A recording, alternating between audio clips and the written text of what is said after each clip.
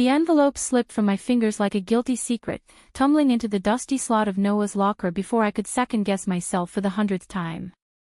My heart hammered against my ribs as I bolted down the sun-baked hallway of our international school in Barcelona, the scent of blooming jasmine from the courtyard chasing me like an accusation. But then I heard it, the sharp rip of paper, a gasp that echoed like a gunshot, and a voice that wasn't Noah's snarling, "What the hell is this?" I froze behind the corner, my backpack strap digging into my shoulder, breath caught in my throat like barbed wire. Piper, the rebellious one, Noah's twin, the girl who smoked clove cigarettes in the girls' bathroom and spray-painted protest slogans on the old city walls, had beaten her sister to the punch. She was reading my words, the ones I'd poured out in feverish script under the flicker of my desk lamp last night. "Noah, every time you laugh in drama class, it's like the stage lights dim for everyone else. I think I'm in love with you. And it terrifies me." Piper's laughter sliced through the air, bitter and jagged, not the warm melody I'd imagined from Noah. "Oh, this is rich," she muttered, her voice carrying just far enough to twist the knife deeper. I pressed my back against the cool stone wall, the ancient bones of this Spanish school, once a convent, now a chaotic haven for expat kids like us, seeming to pulse with my panic. How had I messed this up so spectacularly? Piper crumpled the letter in her fist, her combat boots scuffing the floor as she stormed toward the courtyard, and I knew my confession had just ignited a fire I couldn't control. That was the moment everything shattered, or maybe it was the beginning of the glue that would hold us all together in ways none of us saw coming. My name is also Piper, Piper Hayes, the quiet one with the dog-eared script books and the habit of sketching set designs in the margins of my notebooks.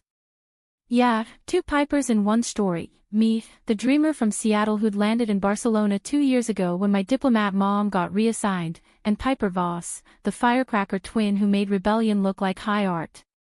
Noah was the bridge between us, the golden girl of drama club, with her easy smile and the way she could command a scene without raising her voice. We'd all met in freshman orientation, thrown together in this American-style high school perched on the edge of the Gothic Quarter, where the curriculum was stateside but the air hummed with the rhythm of flamenco from the streets below. I'd fallen for Noah slowly, like the way the Mediterranean sun creeps over the Sagrada Familia at dawn, subtle, inevitable, blinding. Drama class was our shared sanctuary, a black box theater tucked into the school's converted chapel, where we rehearsed scenes from Tennessee Williams and Arthur Miller, sweating under the spotlights that mimicked Broadway's glare. Noah played leads effortlessly, the fragile Blanche in A Streetcar Named Desire, her voice trembling with that southern lilt she faked so well, eyes locking onto mine across the stage as if we were the only two souls in the humid New Orleans night. I'd linger after rehearsals, helping her strike the set, our fingers brushing over coiled cables, conversations drifting from character motivations to dreams of escaping to New York or L.A. But Piper, the other Piper, Voss to my Hayes, was the wild card, the one who turned every improv into chaos. She'd auditioned for the villain roles, her purple-streaked hair wild under the lights, delivering lines with a snarl that made the directors cast her on the spot. Twins, but not identical in spirit, Noah was the sun, warm and steady, Piper was the storm, electric and unforgiving. They shared the same sharp cheekbones, the same cascade of auburn waves, hers dyed to match her mood, the same hazel eyes that could pierce or plead. Born minutes apart in a rainy Portland suburb before their family chased adventure across the Atlantic, following their dad's tech job. The Vosses lived in a sleek modernist apartment overlooking the port, while my mom and I rattled around in a narrow flat near the Ramblas, jasmine vines clawing at our balcony like insistent lovers. That afternoon, after the letter incident, I avoided the courtyard like it was cursed. Instead, I holed up in the school library, a vaulted room with shelves groaning under bilingual tomes, the faint echo of Gregorian chants from hidden speakers. I tried to lose myself in the glass menagerie, but Laura's fragility mocked me, my own glass animals felt shattered. What if Piper told Noah? Laughed it off as a prank? Or worse, what if she confronted me, her twin loyalty turning my vulnerability into ammunition? The bell for last period jolted me, and I slunk to drama, head down, script clutched like a shield. Noah was already there, perched on the edge of the stage in her sundress, legs swinging, humming a snippet from Rent, that show we'd all geeked out over during a midnight screening at the indie cinema down the block. Piper Hayes. You look like you saw a ghost, she teased, patting the spot beside her.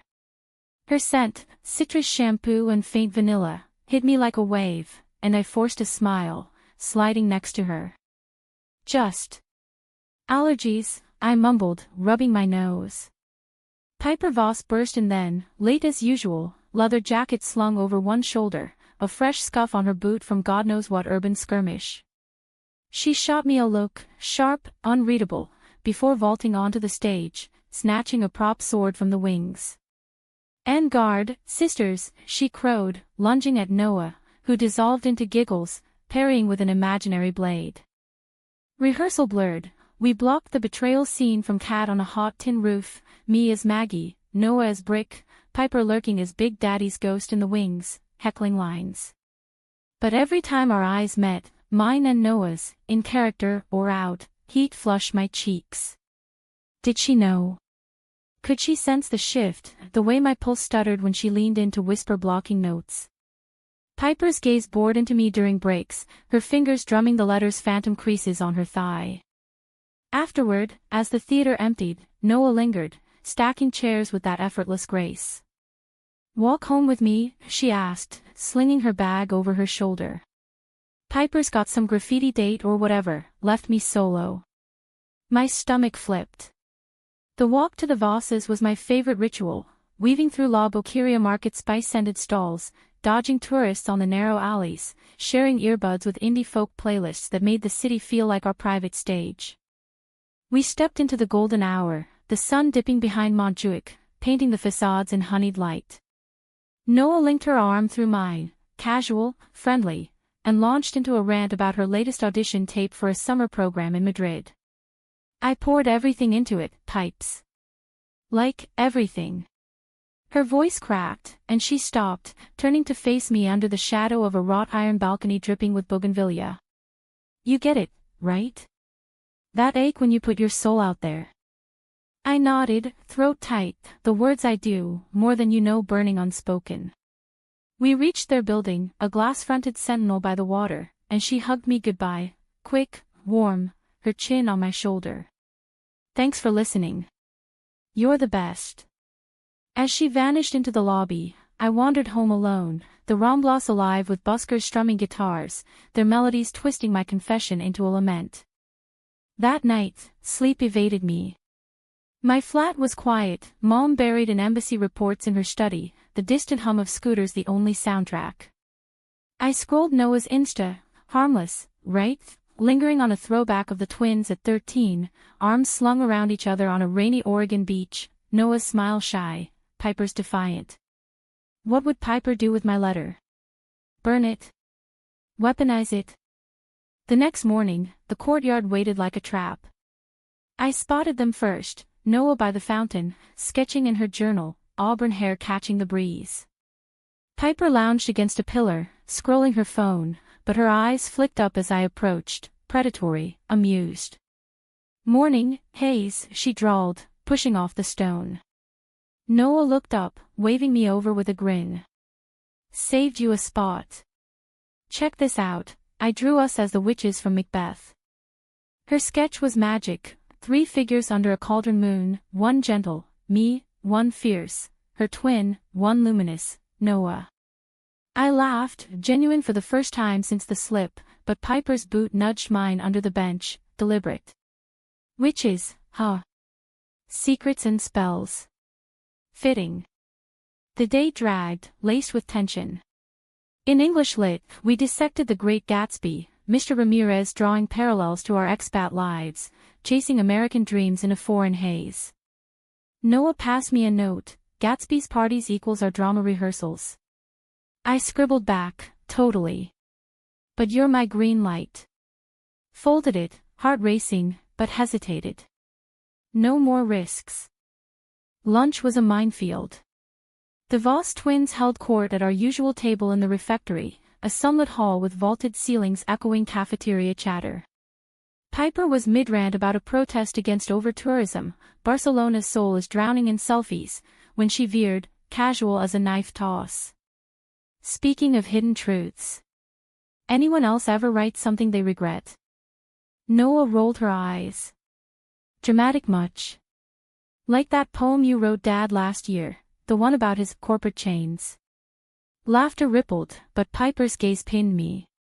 Nah, this is juicier. Like confessing to someone who doesn't see it coming. My fork clattered. Noah frowned, concerned. You okay, Pipes? You look pale. I forced a nod, bolting for the bathroom, splashing water on my face in the marble sink. The mirror reflected a girl unraveling, freckles stark against flushed skin, green eyes haunted. Betrayal incoming, I thought, Piper's smirk replaying. But it didn't come that way.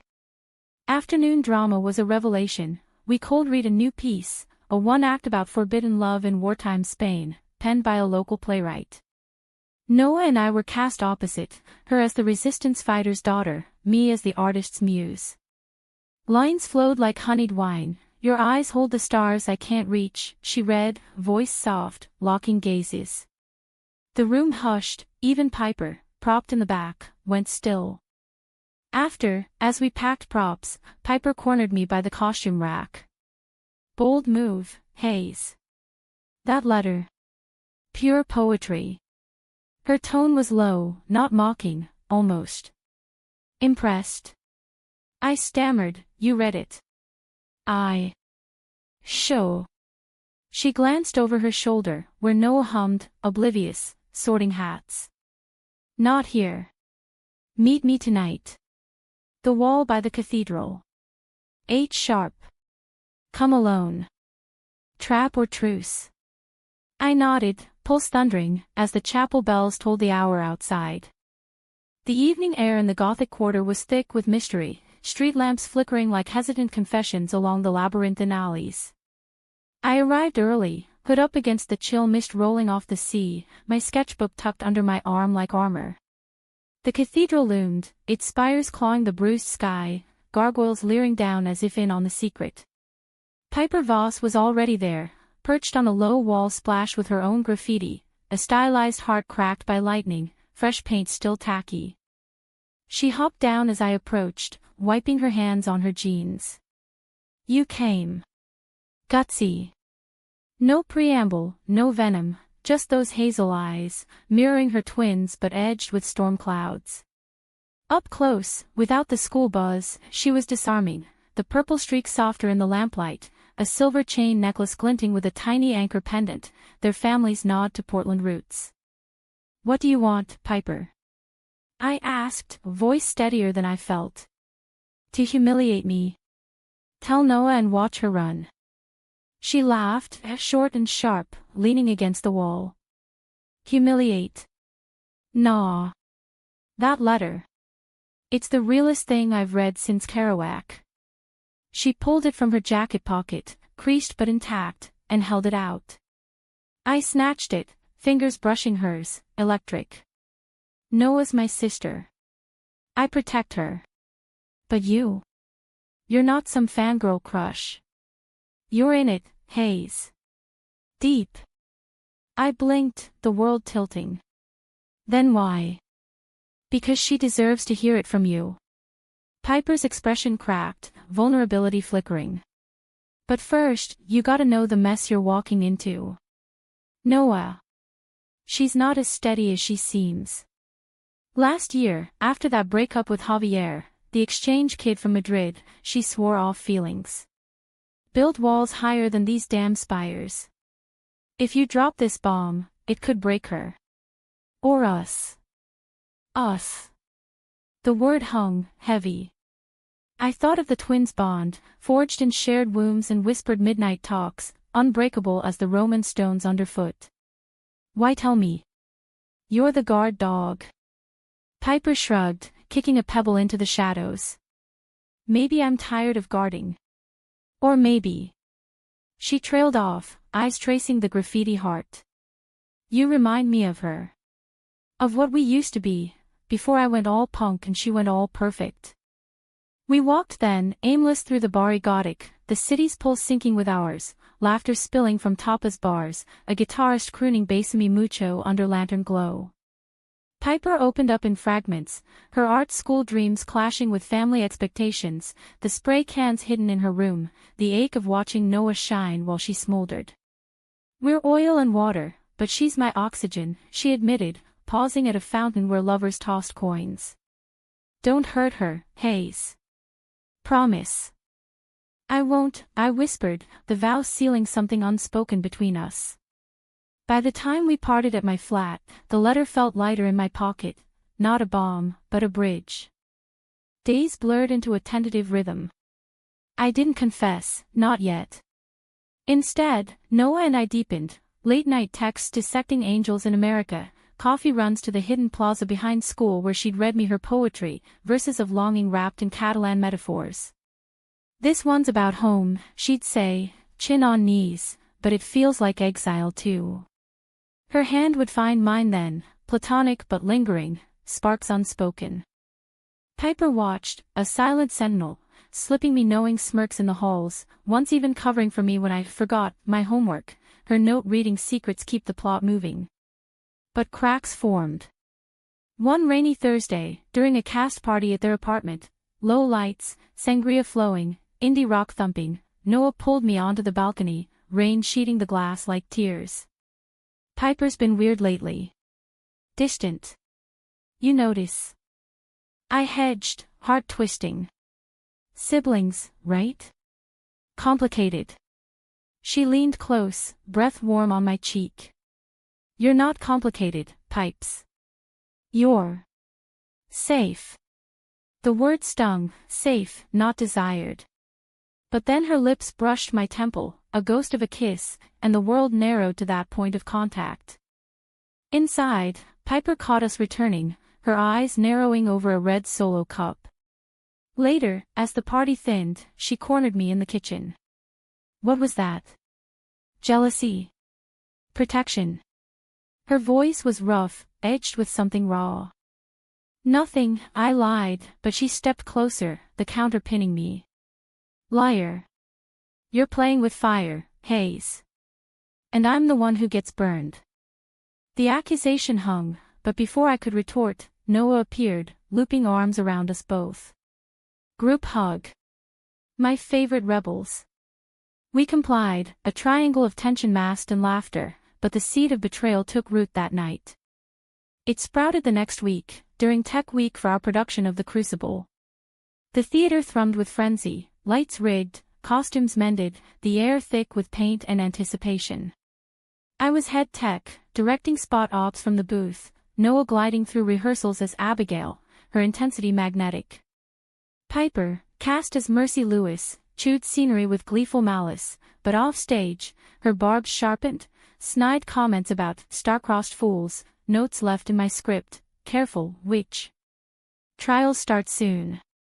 The breaking point came Friday night, dress rehearsal under a blood moon visible through the chapel's rose window. Midway through the hysteria scene, Noah faltered, a line drop, her face paling as accusations flew from the ensemble. "Cut!" Mr. Ramirez called, but she bolted, skirt swirling, vanishing into the wings. I found her in the prop room, curled among velvet drapes, tears carving tracks through stage makeup. "It's stupid," she choked, "but every time I play the betrayer, it digs up everything." Javier's ghost, I knew, the boy who'd charmed her with guitar serenades before ghosting for Italy, leaving her adrift.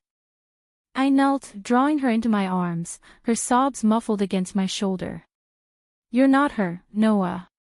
You're the survivor." Words tumbled then, unbidden, the letter, the love, the terror of losing her before gaining. She pulled back, eyes wide, shock, then softening. "Piper. You." A beat. Then her lips met mine, tentative, tasting of salt and salt air, the world igniting in that dusty room.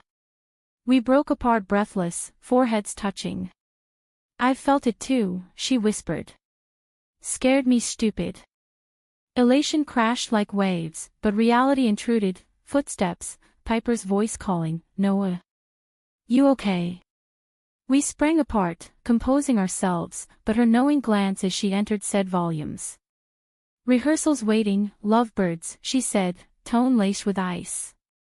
Not surprise, resignation. The after-party was a powder keg. Held in the school's rooftop garden, string lights twinkling against the Barcelona skyline, castmates toasted with cava, the city sprawling below like a glittering confession. Noah and I stole moments, fingers laced under tables, shared glances that spoke sonnets, but Piper prowled the edges, nursing a drink, her leather jacket a barrier. It exploded near midnight. I'd stepped away for air, leaning on the parapet overlooking the port's twinkling lights, when Piper stormed up.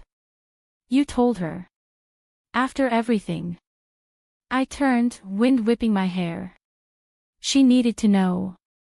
"We both did." Her laugh was hollow. "And me? What am I, the plot device? The twin who intercepts the love note so you two can waltz into sunset?" Hurt cracked her voice, raw as exposed wire. "You're more than that," I protested, reaching for her arm. She jerked back, eyes blazing. "Am I? To Noah, I'm the screw-up shadow. To you, I'm the obstacle you charmed." The words landed like accusations in crucible, witch hunt, self-fulfilling. "No," but she cut me off, voice rising. Heads turned, Noah appeared, brow furrowed. "What's going on?" Piper whirled. "Ask your girlfriend. Or should I say, the girl who wrote me a love letter by mistake." The courtyard gasped. Betrayal, hers, mine, ours, hung in the air, thick as the sea fog. Noah's face crumpled, confusion warring with pain. "What letter?" "Piper, what are you?"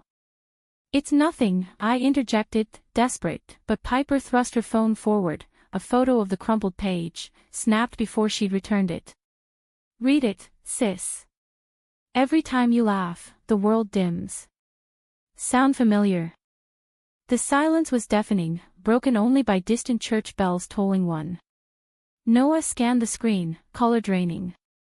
"This. To me." Her eyes met mine, wounded. "Why didn't you say?" "Because I was scared," I choked.